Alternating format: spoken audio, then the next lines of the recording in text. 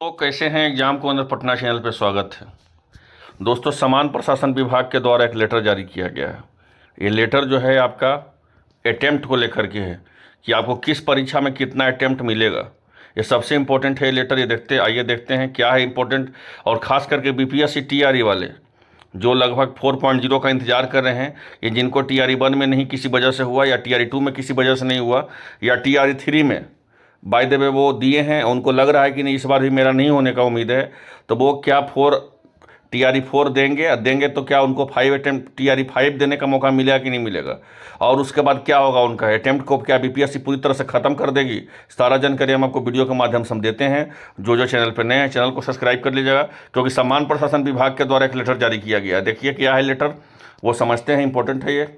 तो ये बहुत महत्वपूर्ण लेटर है आपका जो टीआरई के एग्ज़ाम देने वाले हैं खास करके, क्योंकि उसमें डायरेक्ट विज्ञापन में ही जारी कर दिया गया था कि 3 मौका दिया जाएगा, फिर उसको बढ़ा के 5 मौका कर दिया गया है। तो क्या वो अटेम्प्ट खत्म होगा कि नहीं होगा, सारा जानकारी हम आपको वीडियो के माध्यम से देते हैं। तो यहाँ देख लीजिए, समान प्रशासन विभाग के संकल्प संख्या ज्ञापक संख्या 2374 दिनांक 16/7/2007 के सहपठित पत्रांक संख्या 524 दिनांक 13/1/2022 द्वारा निर्धारित बिहार सरकार की सरकारी सेवकों की प्रतियोगिता परीक्षा में सम्मिलित होने के लिए अवसरों की सीमा को युक्तियुक्त बनाने के निर्णय लेने के संबंध में। अब देखिए, समान प्रशासन विभाग के द्वारा ये लेटर जारी किया गया है, जिसका पत्रांक संख्या भी दिया हुआ है, ज्ञापक संख्या भी दिया हुआ है, और ये तिथि दिया हुआ है। ये तिथि समझ के मत सोचिएगा कि 2022 का ये तिथि के लागू होगा। ये जो है आपका बिहार के जो उस समय जो नियम बना है आपका समान प्रशासन विभाग के द्वारा, उसी को जो है युक्तियुक्त लागू करने के लिए, निर्णय लेने के लिए ये जो है आपका पत्रांक संख्या दिया हुआ है और ज्ञापक संख्या पे दिया हुआ है। आइए क्या इंपॉर्टेंट चीज़ समझते हैं, फिर हम डिटेल आपको बताते हैं।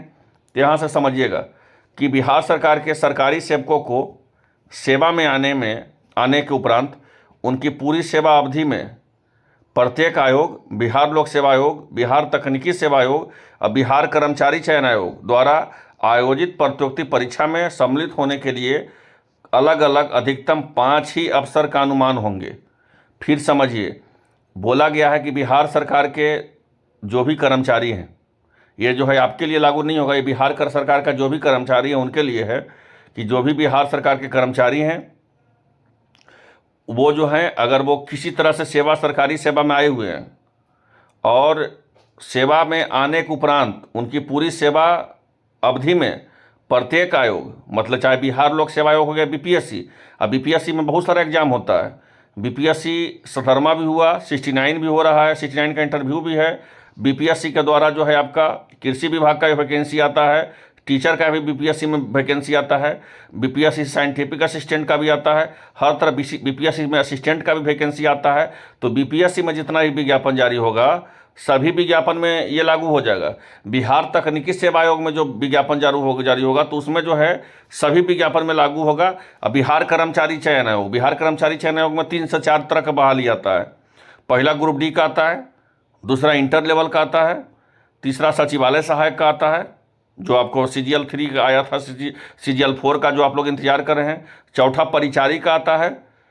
बहुत सारा वैकेंसी जो है बिहार कर्मचारी चयन आयोग के द्वारा भी आता है। तो बोला गया है क्या कि बिहार सरकार के सरकारी सेवकों को सेवा में आने के उपरांत उनकी पूरी सेवा अवधि में, अगर वो जब पूरा वो सेवा देंगे उस अवधि में जो है उनको, चाहे वो बीपीएससी का हो, चाहे बिहार तकनीकी सेवा आयोग का हो, चाहे बिहार कर्मचारी चयन आयोग का हो, आयोजित प्रतियोगिता परीक्षा में सम्मिलित होने के लिए अलग अलग उनको 5 ही मौका मिलेगा।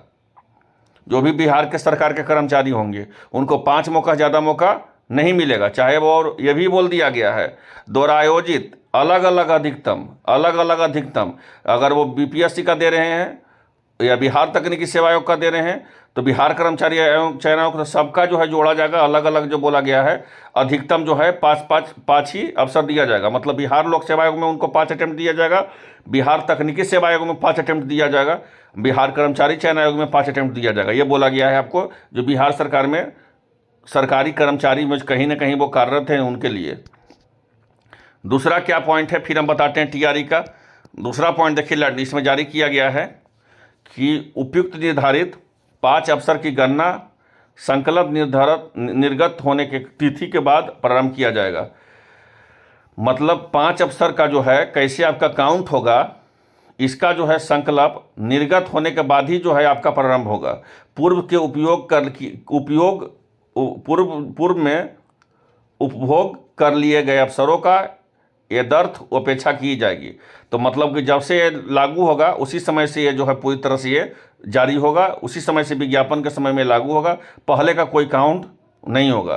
तीसरा चीज़ देख लीजिए क्या बोला गया, महत्वपूर्ण चीज़, सबसे महत्वपूर्ण चीज़ कि बिहार सरकार के सरकारी सेवकों को, ये सारा जो है सरकारी सेवक के लिए है, इस बात को समझिए। फिर हम आपको बताते हैं कि टीआरई में क्या इंपॉर्टेंट है इसका।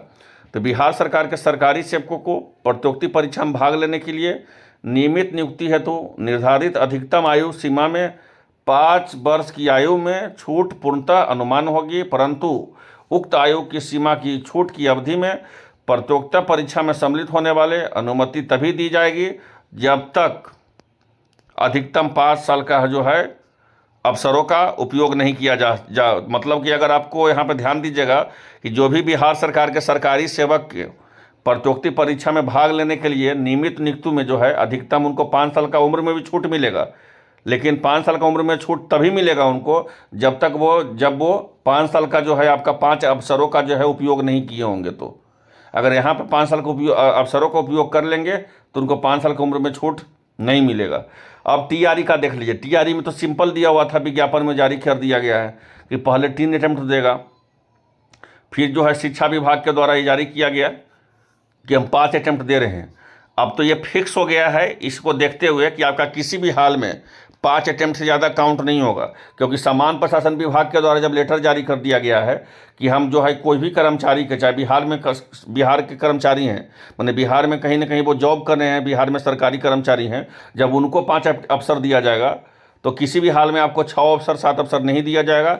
तो आपका जो है जिनका टीआरई 1 में नहीं हुआ, या जिनका टीआरई 2 में नहीं हुआ, या जिनका टीआरई 3 में नहीं हुआ है, या लग रहा है कि टीआरई 3 में रिजल्ट नहीं हो पाएगा, वो ये टीआरई 4 तभी दें जब उनको लगे कि एकदम 100% मेरा हो जाए, क्योंकि 5 ही आपको अंतिम मौका मिलेगा, टीआरई 5 तक।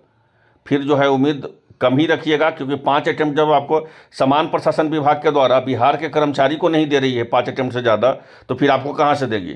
जाहिर सी बात यहाँ पे देख सकते हैं, वो भी यहाँ पे नियम लगा दिए कि ये भी 5 अटेम्प्ट तभी लेंगे जब, अगर 5 अटेम्प्ट तभी लेंगे जब 5 अटेम्प्ट लेंगे तो इनको 5 साल का छूट में नहीं मिलेगा उम्र में, अगर 5 साल का उम्र में छूट लेंगे तो इनको 5 अटेम्प्ट नहीं मिलेगा। तो बीपीएससी द्वारा, बिहार सामान्य प्रशासन विभाग के द्वारा एक बहुत बड़ा नियम जो है आगामी एग्जामों के लिए लगा दिया गया है, जो सभी एग्जामों के लिए महत्वपूर्ण होगा। तो आई होप आप लोगों को वीडियो अच्छा लगा होगा। मिलते हैं सब्जेक्ट के साथ, धन्यवाद।